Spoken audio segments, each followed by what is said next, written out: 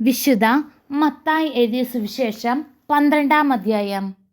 അക്കാലത്ത് ഒരു സാബത്തിൽ യേശു ഗോതമ്പ് വയലിലൂടെ കടന്നു പോകുകയായിരുന്നു.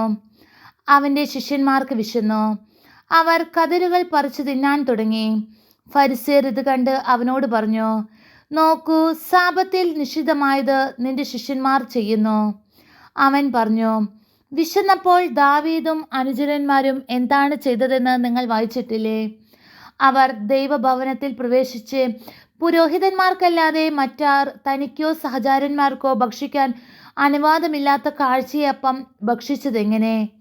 അല്ലെങ്കിൽ സാബത്ത് ദിവസം ദേവാലയത്തിലെ പുരോഹിതന്മാർ സാബത്ത് ലംഘിക്കുകയും അതേസമയം കുറ്റമറ്റവരായിരിക്കുകയും ചെയ്യുന്നത് എങ്ങനെയെന്ന് നിങ്ങൾ നിയമത്തിൽ വായിച്ചിട്ടില്ലേ? എന്നാൽ ഞാൻ നിങ്ങളോട് പറയുന്നു, ദേവാലയത്തേക്കാൾ ശ്രേഷ്ഠമായ ഒന്ന് ഇവിടെയുണ്ട്. ബലിയല്ല, കരുണയാണ് ഞാൻ ആഗ്രഹിക്കുന്നത് എന്നതിൻ്റെ അർത്ഥം മനസ്സിലാക്കിയിരിക്കുന്നുവെങ്കിൽ നിങ്ങൾ നിരപരാധരെ കുറ്റം വിധിക്കുമായിരുന്നില്ല. എന്തെന്നാൽ മനുഷ്യപുത്രൻ സാബത്തിൻ്റെയും കർത്താവാണ്. യേശു അവിടെ നിന്ന് യാത്ര തിരിച്ച് അവരുടെ സിനഗോഗിലെത്തി. അവിടെ കൈ ശോഷിച്ച ഒരുവനുണ്ടായിരുന്നു. യേശുവിൽ കുറ്റം ആരോപിക്കണമെന്ന ഉദ്ദേശത്തോടെ അവർ അവനോട് ചോദിച്ചു, സാബത്തിൽ നിഷിദ്ധമായത് നൽകുന്നത് അനുവദനീയമാണോ? അവൻ പറഞ്ഞു, നിങ്ങളിൽ ആരാണ് തൻ്റെ ആട് സാബത്തിൽ കുഴിയിൽ വീണാൽ പിടിച്ചു കയറ്റാത്തത്? ആടിനേക്കാൾ എത്രയേറെ വിലപ്പെട്ടതാണ് മനുഷ്യൻ.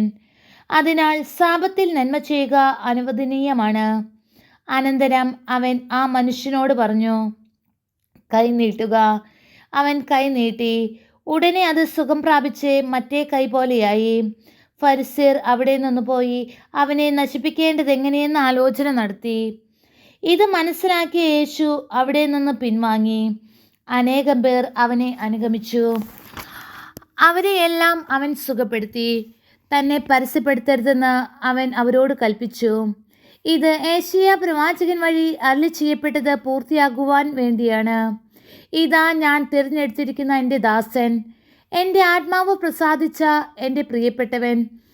ഞാൻ അവൻ്റെ മേൽ എൻ്റെ ആത്മാവിനെ അയക്കും.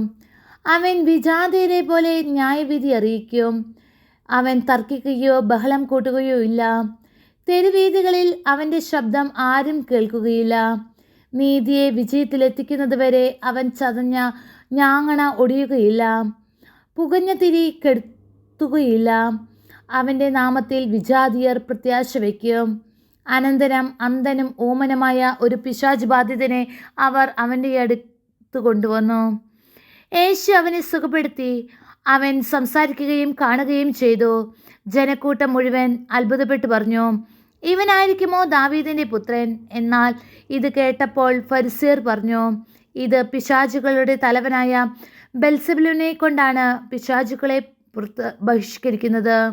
അവരുടെ വിചാരങ്ങൾ മനസ്സിലാക്കിയ യേശു അവരോട് പറഞ്ഞു, അന്ധഛിദ്രമുള്ള ഏത് രാജ്യവും നശിച്ചു പോകും.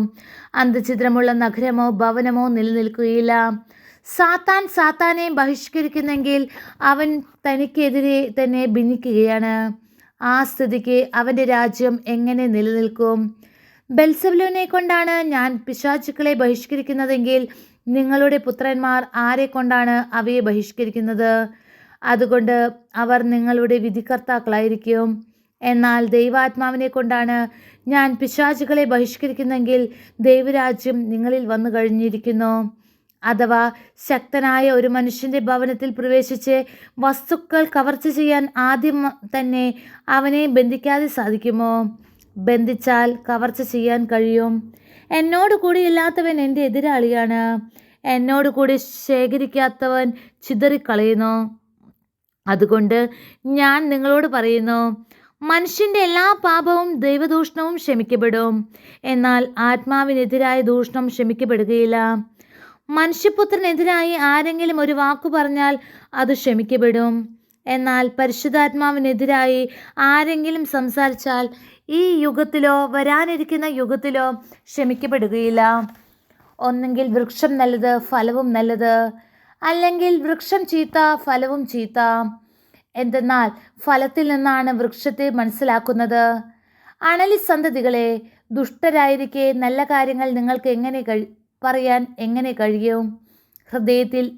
ഹൃദയത്തിൻ്റെ നിറവിൽ നിന്നാണല്ലോ അധരം സംസാരിക്കുന്നത്. നല്ല മനുഷ്യൻ നന്മകളുടെ ഭണ്ഡാരത്തിൽ നിന്ന് നന്മ പുറപ്പെടുവിക്കുന്നു, ദുഷ്ടനാകട്ടെ തിന്മയുടെ ഭണ്ഡാരത്തിൽ നിന്ന് തിന്മ പുറപ്പെടുവിക്കുന്നു. ഞാൻ നിങ്ങളോട് പറയുന്നു, മനുഷ്യർ പറയുന്ന ഓരോ വ്യർത്ഥ വാക്കിനും വിധി ദിവസങ്ങളിൽ കണക്ക് കൊടുക്കേണ്ടി വരും. നിന്റെ വാക്കുകളാൽ നീ നീതീകരിക്കപ്പെടും, നിന്റെ വാക്കുകളാൽ നീ കുറ്റം വിധിക്കപ്പെടുകയും ചെയ്യും. അപ്പോൾ നിയമജ്ഞരിലും ഫരിസേയരിലും പെട്ട ചിലർ അവനോട് പറഞ്ഞു, ഗുരു, നിന്നിൽ നിന്നൊരടയാളം കാണാൻ ഞങ്ങൾ ആഗ്രഹിക്കുന്നു. അവൻ മറുപടി പറഞ്ഞു, ദുഷിച്ചതും അവിശ്വസ്തവുമായ തലമുറ അടയാളം അന്വേഷിക്കുന്നു. യോന പ്രവാചകന്റെ അടയാളമല്ലാതെ മറ്റൊരടയാളവും അതിന് നൽകപ്പെടുകയില്ല. യോന 3 രാവും 3 പകലും തിമീങ്കലത്തിന്റെ ഉദരത്തിൽ കിടന്നത് പോലെ മനുഷ്യപുത്രന് 3 രാവും 3 പകലും ഭൂമിക്കുള്ളിലായിരിക്കും. നിനവേ നിവാസികൾ വിധി ദിവസം ഈ തലമുറയോടൊത്ത് എഴുന്നേറ്റ് ഇതിനെ കുറ്റം വിധിക്കും. എന്തെന്നാൽ യോനയുടെ പ്രസംഗം കേട്ട് അവർ അനുതപിച്ചു. ഇതാ ഇവിടെ യോനയേക്കാൾ വലിയവൻ. ദക്ഷിണദേശത്തെ രാജ്ഞി വിധി ദിവസം ഈ തലമുറയോടൊത്ത് ഉയർപ്പിക്കപ്പെടുകയും ഇതിനെ കുറ്റം വിധിക്കുകയും ചെയ്യും. എന്തെന്നാൽ സോളമന്റെ വിജ്ഞാനം ശ്രവിക്കാൻ അവൾ ഭൂമിയുടെ അതിർത്തിയിൽ നിന്ന് വന്നെത്തി. ഇതാ ഇവിടെ സോളമനേക്കാൾ വലിയവൻ. അശുദ്ധാത്മാവ് ഒരു മനുഷ്യനെ വിട്ടുപോകുമ്പോൾ അത് ആശ്വാസം തേടി വരണ്ട സ്ഥലങ്ങളിലൂടെ അലഞ്ഞു നടക്കുന്നു, എന്നാൽ കണ്ടെത്തുകയില്ല. അപ്പോൾ അത് പറയുന്നു, ഞാൻ ഇറങ്ങിപ്പോന്ന എൻ്റെ ഭവനത്തിലേക്ക് തിരിച്ചു ചെല്ലും. അത് മടങ്ങി വരുമ്പോൾ ആ സ്ഥലം ആളൊഴിഞ്ഞും അടിച്ചുവാരി സജ്ജമാക്കപ്പെട്ടിരിക്കുന്നതും കാണുന്നു. അപ്പോൾ അത് പുറത്തു ചെന്ന് തന്നേക്കാൾ ദുഷ്ടരായ 7 ആത്മാക്കളെ കൂടി തന്നോടൊത്ത് കൊണ്ടുവരികയും അവിടെ പ്രവേശിച്ച് വാസമുറപ്പിക്കുകയും ചെയ്യുന്നു. അങ്ങനെ ആ മനുഷ്യൻ്റെ അവസാനത്തെ സ്ഥിതി ആദ്യത്തേതിനേക്കാൾ ശോചനീയമായി തീരുന്നു. ഈ ദുഷിച്ച തലമുറയ്ക്കും ഇത് തന്നെയായിരിക്കും അനുഭവം. അവൻ ജനക്കൂട്ടത്തോട് പ്രസംഗിച്ചു കൊണ്ടിരുന്നപ്പോൾ അവൻ്റെ അമ്മയും സഹോദരരും അവനോടുകൂടി സംസാരിക്കാൻ ആഗ്രഹിച്ച് പുറത്ത് നിന്നിരുന്നു. ഒരുവൻ അവനോട് പറഞ്ഞു, നിന്റെ അമ്മയും സഹോദരരും നിന്നോട് സംസാരിക്കാൻ ആഗ്രഹിച്ച് പുറത്തു നിൽക്കുന്നു. യേശു അവനോട് പറഞ്ഞു, ആരാണ് എൻ്റെ അമ്മ, ആരാണ് എൻ്റെ സഹോദരർ? തൻ്റെ ശിഷ്യരുടെ നേരെ കൈ ചൂണ്ടിക്കൊണ്ട് അവൻ പറഞ്ഞു, ഇതാ എൻ്റെ അമ്മയും സഹോദരരും. സ്വർഗസ്ഥനായ എൻ്റെ പിതാവിൻ്റെ ഇഷ്ടം നിറവേറ്റുന്നവരാരോ അവരാണ് എൻ്റെ സഹോദരനും സഹോദരിയും അമ്മയും.